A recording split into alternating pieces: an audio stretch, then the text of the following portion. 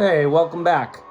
If you watched a recent video I did on the movie Minor, you know that I went to the H.P. Lovecraft Film Festival in Providence, Rhode Island, and there I watched 3 movies. One of them was Minor, which I already released a video about, and another one was the Primevals. Now, this is probably the first non-horror full-length video I've put onto this channel, although it is very much horror adjacent. You could almost argue that it is horror, but it's really more sci-fi. It has a lot of monsters in it, which kind of makes it almost horror. But anyway, the Primevals is mainly a sci-fi adventure, and there's a lot of history to it. So let's talk about it. Before I do, this is not streaming anywhere. And if you want to watch it, you have to buy it on Blu-ray right now. Actually, I'm getting conflicted information on if the Blu-ray is actually available, but you can definitely buy it. But when I tried to buy it, it said that it's being released on September 10th. Luckily for me, I got to see it on the big screen at the film festival. So The Primevals is directed by David Allen, who was a special effects guy and a stop-motion animator in the 70s, 80s, and 90s. And unfortunately, he passed away in 1999. This was his passion project. He created it, he wrote it, he directed it, he did all the special effects, or at least led the special effects teams for it. And it was incomplete when he passed away in 1999, although all the live action filming was done by that point. It just wasn't, I guess all the post-production wasn't totally done. So, let's talk a little bit about David Allen before we talk about the movie.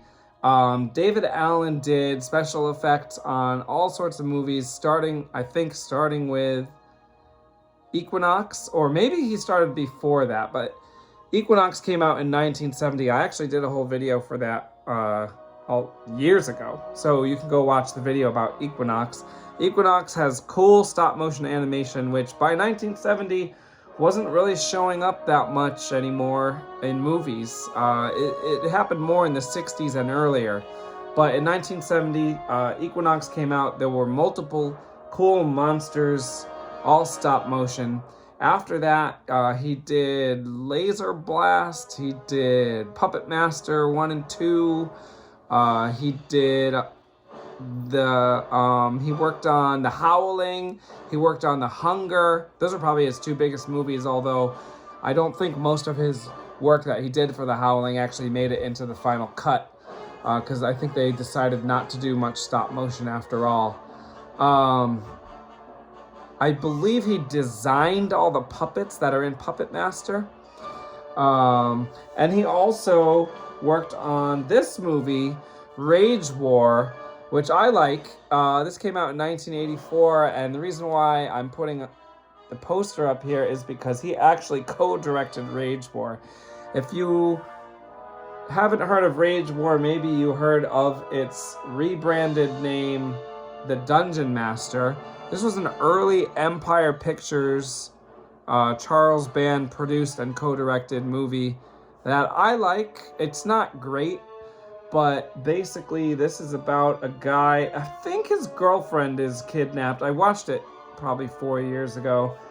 I think his girlfriend's kidnapped by the Dungeon Master, and he basically goes into like a computer-generated world, which somewhat ironically is not CGI.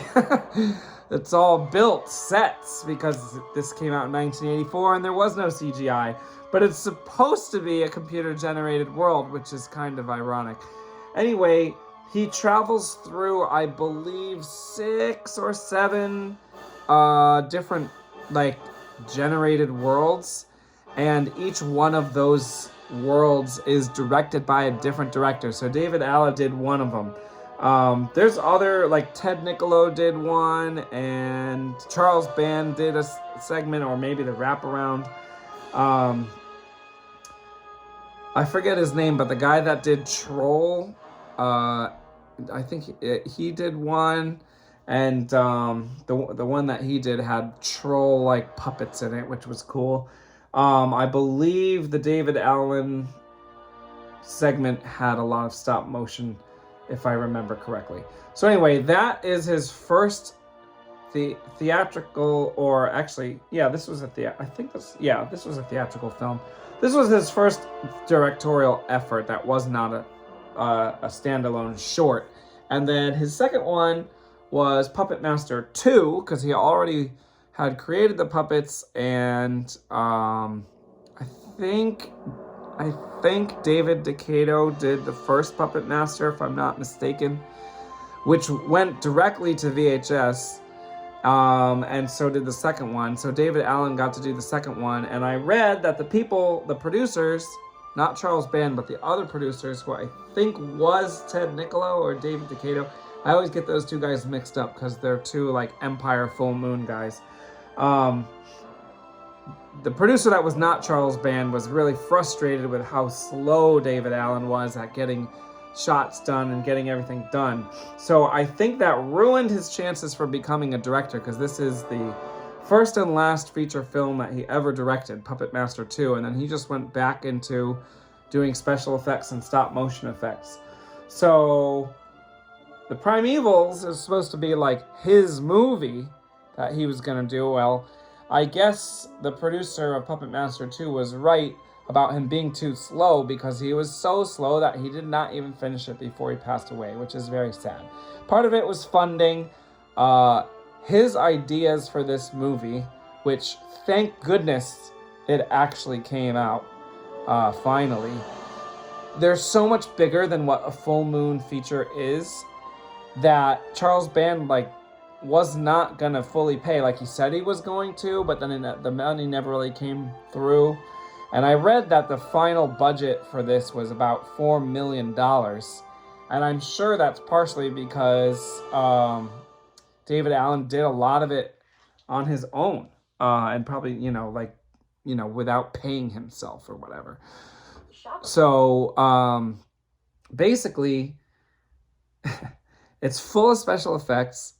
It's a story about. It's actually, if you ever watched The Simpsons when you were young, or I actually don't know if The Simpsons still does this, but when I was young, The Simpsons would do this thing where the beginning of an episode, the plot would have almost nothing to do with the plot of the middle of the episode. Like the catalyst for getting something started in The Simpsons would be almost unrelated to what was going on later in the episode. And that's basically how this one goes.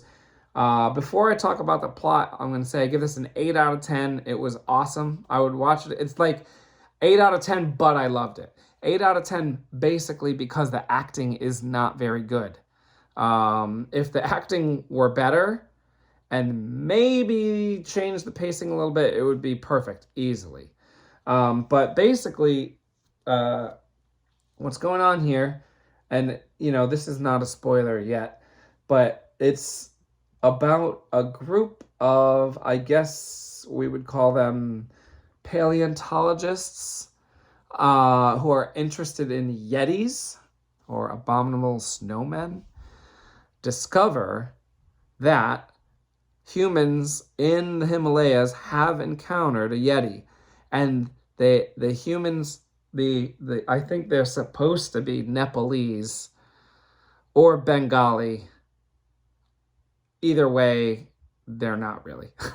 They did not get actors that were actually from there to do it. But anyway, that's not like a huge surprise, although this was filmed in the 90s, so by then they probably should have done it, but it's also like full moon, so yeah, I'm not surprised. Anyway, they tried to not kill the Yeti, but then an avalanche got triggered, and so the Yeti was accidentally killed, and then smuggled to the United States, which is kind of ridiculous. But this woman smuggles it to the United States. Now the thing is probably 15 feet tall, and it is full stop motion animated, by the way, which is awesome. I love stop motion. I don't know if I ever really mentioned that aside. I probably mentioned it in the Equinox video, but other than that, across 1970, 71, 72, there's almost no stop motion animation the whole time.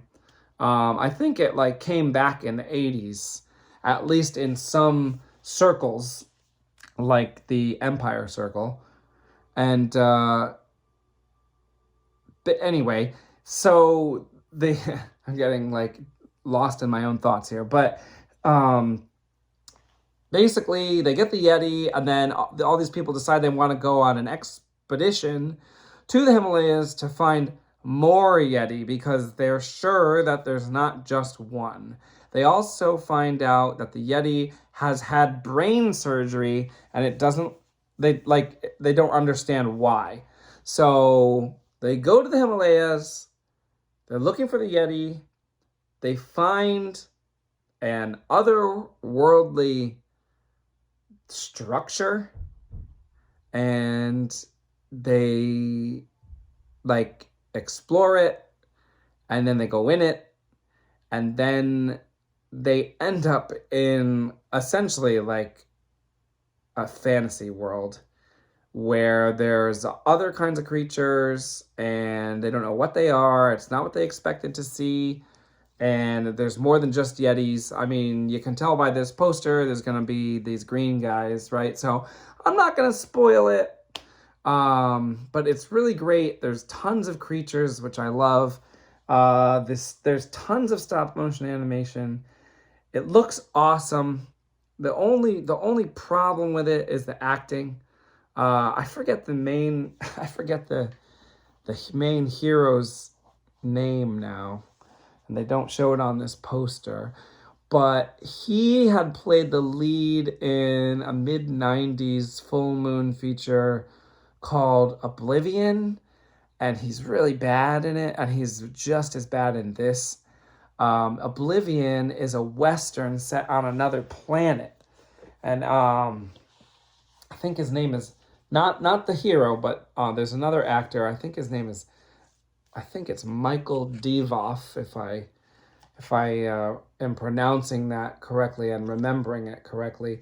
But I know him from Wishmaster, the first two Wishmaster films. He's the Jinn, the evil Jinn in the first two Wishmaster films.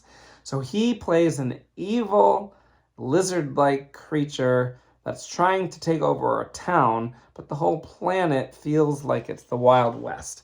So that's Oblivion, and the lead hero from Oblivion, who does not do a good job, is also in the Primevals.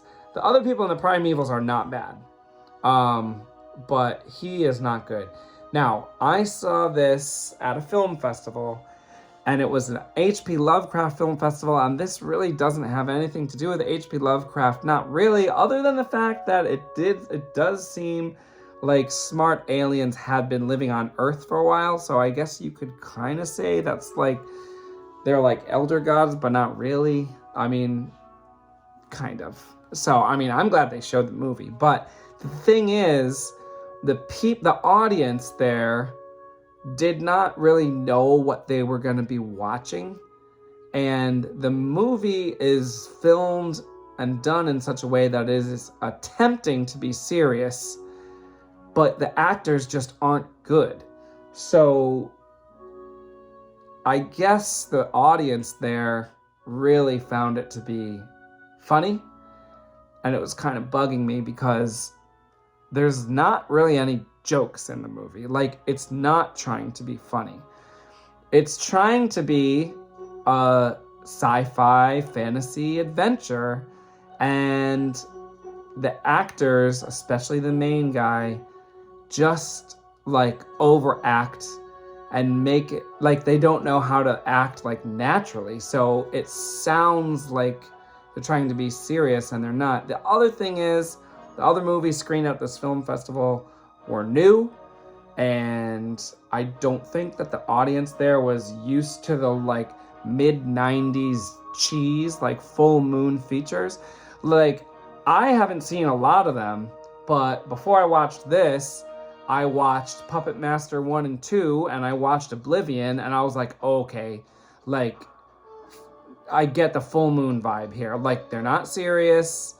They're maybe, actually, the Oblivion is trying to be serious too, but it's just like so bad that you're not gonna, and I don't know how to really describe it. Like, they're they're not going for jokes, but it is like goofy, like accidentally. But the thing is, I know they're not trying to go for it, and the audience members at this screening were like bursting at the seams with laughter, and it was like kind of messing up the vibe for me a little bit. Anyway, and in fact, one of the people in the audience kept at the end, like the last 20 minutes, was like yelling jokes at the screen, like at the actors. And I was like, oh my God, like, can this guy not do that? But anyway, that could help you understand the vibe. Like, it is not trying to be funny, but you might laugh at it. Like, if you've seen other full moon features, especially like the 90s ones, or at least the ones I've watched, you'll know it's just like that. But the thing is, I guess they filmed it in Romania, but it looks like it's the Himalayas because it's like snowy mountains and stuff. Although they definitely use fake snow. You can tell the snow's fake. Like no one's getting wet by touching it, and it just looks like, you know, like styrofoam or something.